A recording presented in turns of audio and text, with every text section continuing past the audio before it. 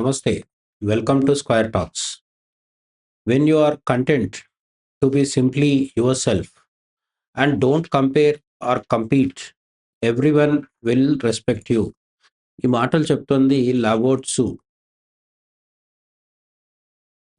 ఈ కొటేషన్ని మన నిత్య జీవితంలో ఎలా అనుసంధానం చేసుకోవాలి, ఎలా రిలేట్ చేసుకోవాలనేది మనం ఇప్పుడు చూద్దాం. స్వీయ అంగీకారం అంటే సెల్ఫ్ యాక్సెప్టెన్స్. దీని గురించి ఈ కొటేషన్లో లావోట్సు చెప్తున్నారనమాట. మనలోని బలాలు అలాగే బలహీనతలతో సహా మనల్ని మనం ప్రేమించుకోవాలి.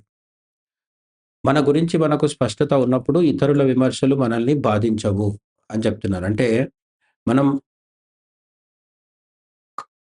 పోల్చుకోవడం కానీ లేదంటే పోటీ పడడం కానీ ఈ రెండిటి నుంచి విరమించుకొని మనలో ఉన్న బలాలనే కాకుండా బలహీనతల్ని కూడా అంగీకరించినప్పుడు వాటిని అర్థం చేసుకోగలిగి మార్చుకోగలిగితే మార్చుకోగలగడం, లేదంటే ఉన్న వాటిని ఉన్నట్టుగా అంగీకరించడం, యథాతథంగా అంగీకరించడం చేసినప్పుడు మనకు బాధ అనేది తగ్గుతుంది. ఎవరో ఏదో అనేస్తున్నారు, ఎవరితోనో మనం పోల్చుకొని వాళ్ళలాగా ఉండలేకపోతున్నాం అనే బాధ మనకు ఉండదు అని లావోట్సు చెప్తున్నారనమాట. పోల్చుకోవడం అనేది ఒక ట్రాప్, ఉచ్చు లాంటిదనమాట. ది కంపారిజన్ ట్రాప్ అని చెప్తున్నారు ఇక్కడ. పక్కవారితో మన జీవితాన్ని పోల్చుకోవడం ఆపాలి. ప్రతి వ్యక్తి ప్రయాణం వేరు, కాలక్రమం వేరు అని గుర్తించాలి. నిజానికి సృష్టిలో ఏ ఇద్దరు కూడా ఒకేసారి ఒకేలాగా ఉండటానికి పుట్టరు.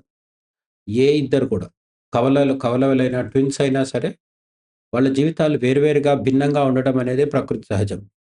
అటువంటప్పుడు మనతో వయసులో కానీ, అనుభవంలో కానీ, లేదంటే ఆర్థిక నేపథ్యంలో కానీ, సామాజిక నేపథ్యంలో కానీ ఇటువంటి అనేక తేడాలున్న వాళ్ళతో పోల్చుకొని వాళ్ళలాగా మనం ఉండలేకపోయాం అని పోల్చుకోవడం అనేది ఒక ట్రాప్ అన్నమాట.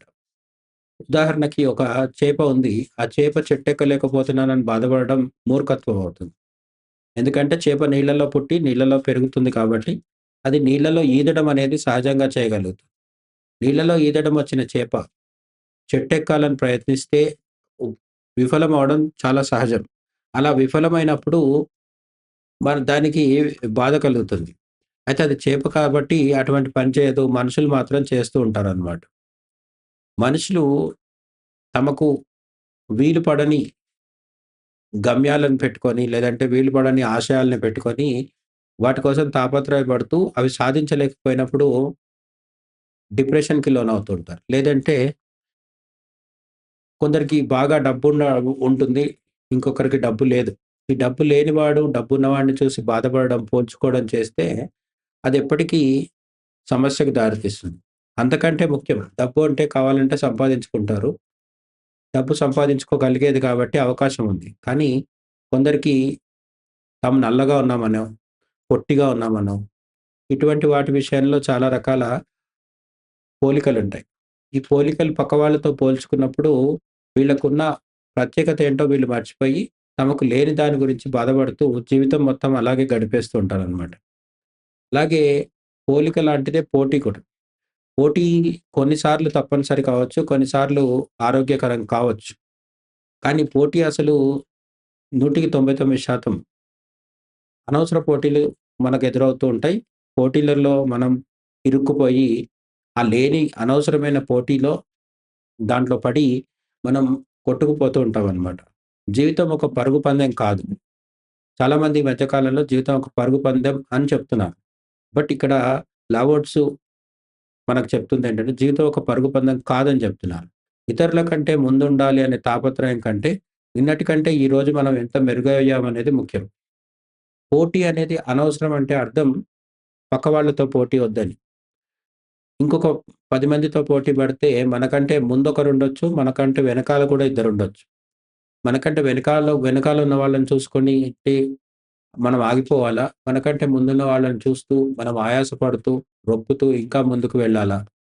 ఇవన్నిటికంటే కూడా ముఖ్యం ఏంటంటే, నిన్నటి కంటే ఈరోజు మనం మెరుగయ్యామా లేదా అనేది. నిన్న ఉన్న మనకంటే ఈరోజున్న మనం ఎంత మారిపోయామో, ఎంత అభివృద్ధి చెందాము. అలాగే ఎంత మానసికంగా పరిపక్వత కలిగింది, మెంటల్ మెచ్యూరిటీ వచ్చిందనేది నిజమైన పోటీ. అంటే మనకు పోటీ అక్కర్లేదు. కానీ ఒకవేళ పోటీ పడదలుచుకుంటే మనతో మనం పోటీ పడాలనేది ఇక్కడ అండర్‌లైన్ చేసుకోవాల్సిన విషయం. నిన్నటి కంటే మనం మరింత మెరుగ్గా ఆలోచించగలగడం, మెరుగ్గా ఉండగలగడం, మెరుగ్గా డిటాచ్‌మెంట్ సంపాదించుకోవడం. అంటే ఎంత సింపుల్‌గా జీవిస్తూ ఎంత గొప్పగా సింపుల్ లివింగ్, హై థింకింగ్ అన్నమాట. ఎంత సాదాసీదాగా జీవిస్తూ గొప్పగా ఆలోచించగలగడం అనేది మనతో మనం పెట్టుకోవాల్సిన పోటీ. అలాగే అథెంటిసిటీ, సహజత్వం. ఇతరులను మెప్పించడం కోసం ముసుగు వేసుకోకూడదు. మనం సహజంగా ఉన్నప్పుడే మన చుట్టూ ఉన్నవారు మనల్ని నమ్ముతారు, గౌరవిస్తారు. మనం చాలా మందిని చూస్తుంటాం.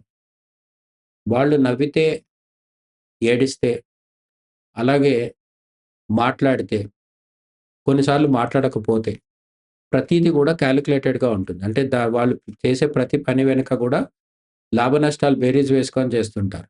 ఇటువంటి కృత్రిమమైన మనుషుల్ని కొన్ని రోజులు పోయిన తర్వాత ఎవరు నమ్మరు. ఎవరైతే సహజంగా ఉంటారో, ఆ సహజంగా ఉండే వాళ్ళనే వాళ్ళ చుట్టూ ఉండేవాళ్ళు నమ్ముతారు. మాట్లాడే వాళ్ళు సహజంగా మాట్లాడుతూ ఉంటారు. మౌనంగా ఉండేవాళ్ళు సహజంగానే మౌనంగా ఉంటూ ఉంటారు. ఈ ఇద్దరిని కూడా సమాజం అంగీకరిస్తుంది. అందులో సందేహం లేదు. కేవలం మాట్లాడితేనే సమాజం ఒప్పుకుంటుంది అనేదేముండదు. అలాగే మౌనంగా ఉంటేనే సమాజం గౌరవిస్తుంది అని కూడా కాదు.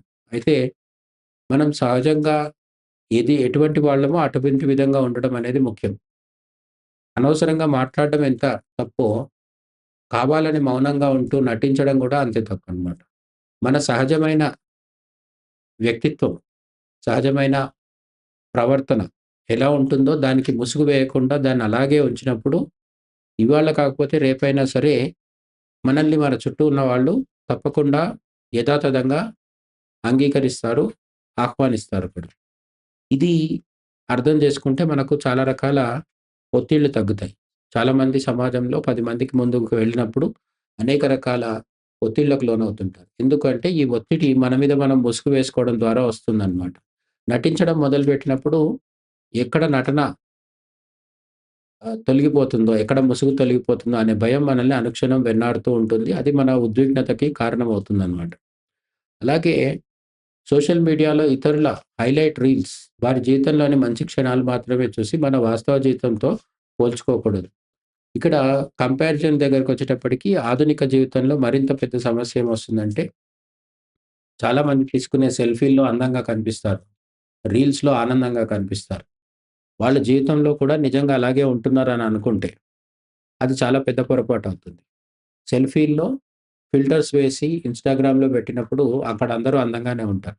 నిజ జీవితం అలా ఉండదు అనే విషయం మనకిప్పటికే చాలా సార్లు చాలా వార్తల్లో కూడా తెలుస్తుంది. చాలా పెద్ద ఇన్‌ఫ్లుయెన్సర్స్ అనుకునేవాళ్ళు, సినిమా స్టార్సు, సీరియల్స్‌లో కనిపించేవాళ్ళు, అద్భుతంగా ఎప్పుడూ అందంగానే కెమెరాల ముందుకొచ్చేవాళ్ళు. ఉన్నట్టుండి వన్ ఫైన్ డే సూసైడ్ చేసుకుంటూ ఉంటారు. లేదంటే పెళ్ళిళ్ళు ఫెయిల్ అయ్యి విడాకులు తీసుకుంటూ ఉంటారు. ఇవన్నీ మనకేం సూచిస్తున్నాయంటే, తెర మీద చాలా గొప్పగా, అందంగా కనిపించి, మనం వాళ్ళతో పోల్చుకున్నప్పుడు, మనం వాళ్ళ ముందు నథింగ్ అన్నట్టుగా అనిపించే వాళ్ళు కూడా, వాళ్ళ పర్సనల్ లైఫ్‌లో చాలా రకాల సంక్షోభాలను ఎదుర్కొంటూ ఉంటారు. అవి మనకు కనిపించట్లేదు అనేది విషయం గుర్తిస్తే, మనకందరూ ఒకేలాగా కనిపిస్తారు. కొంతమంది అందంగా ముసుగేసుకొని మన ముందుకొస్తుంటారు. ఆ ముసుగు వెనకాల ఉన్న అసలు వ్యక్తిని గమనించినప్పుడు, ప్రపంచంలో అందరి పరిస్థితి ఒకేలాగుంటుంది. కోటీశ్వరుడైనా, నిరుపేదైనా సరే, మానసిక స్థితిలో ఉండే సమస్యలు దాదాపుగా ఒకేలాగుంటాయి. మెంటల్ మెచ్యూరిటీ ఉన్నవాడికి డబ్బులు లేకున్నా, ఉన్నా కూడా వాడు తనని తాను హ్యాండిల్ చేసుకోగలడు. కానీ చాలామంది ఎంత డబ్బులున్నా సరే హ్యాండిల్ చేసుకోలేరు.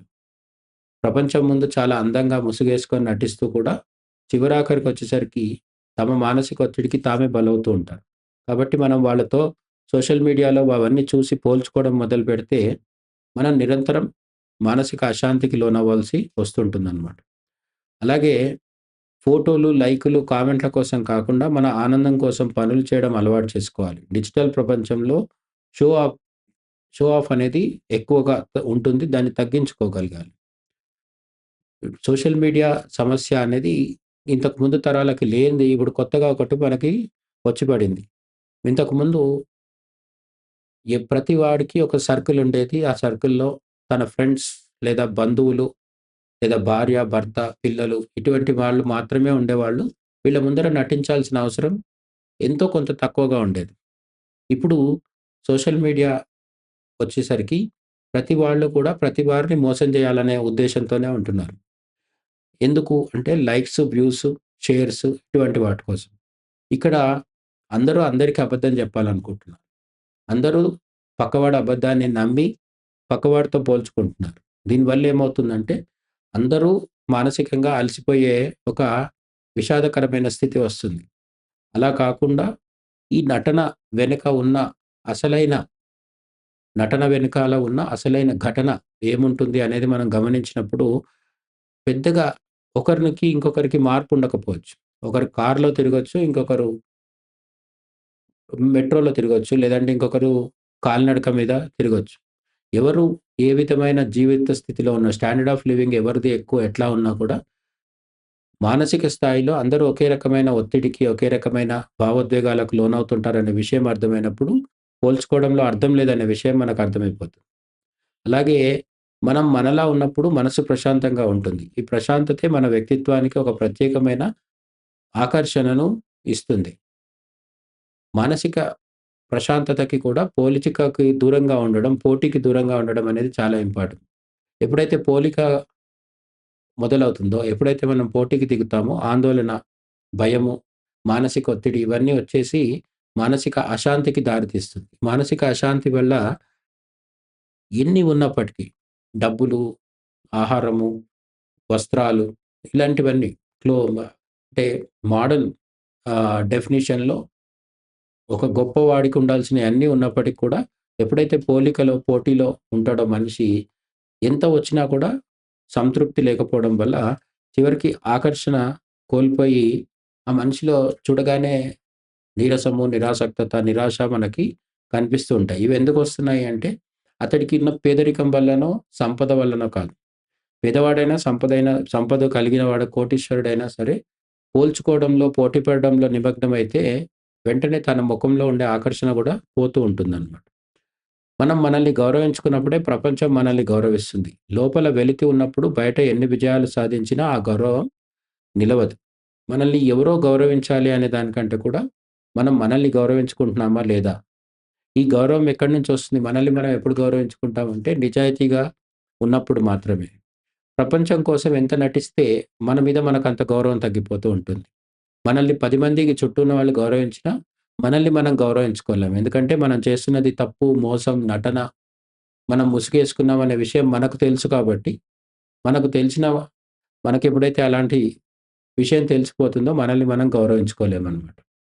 పోటీ పడటం మానేసినప్పుడు మన మెదడు కొత్త విషయాలను ఆలోచించడానికి ఖాళీ అవుతుంది.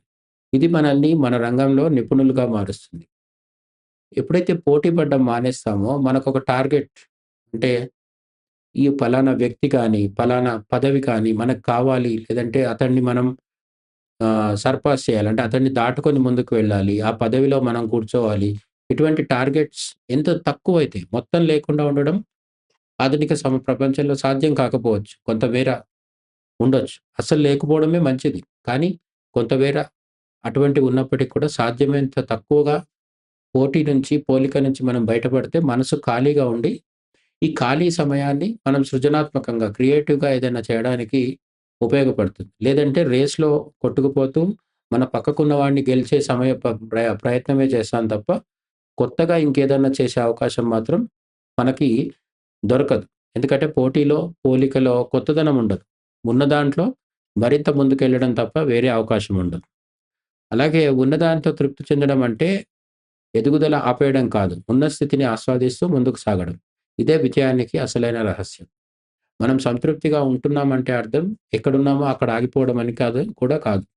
ఖచ్చితంగా ముందుకు వెళ్ళాలి. కానీ ముందుకు వెళ్ళడంలో మనం ఎవరితోనూ పోల్చుకోకూడదు. ఎవరితోనూ పోటీ పడకూడదు. మరి ఎవరితో పోటీ పడాలంటే మనతో మనం పోటీ పడగలగాలి. నిన్నటి కంటే ఈరోజు మనం మెరుగ్గా ఉంటున్నామా లేదా అనేది ఆలోచించుకున్నప్పుడు మనకి నిజంగా ఎదుగుదల అనేది జీవితంలో కనిపిస్తూ ఉంటుంది. సో, దీనిపైన మీ ఒపీనియన్స్‌ని కామెంట్స్ రూపంలో ఖచ్చితంగా చెప్పండి. Thank you.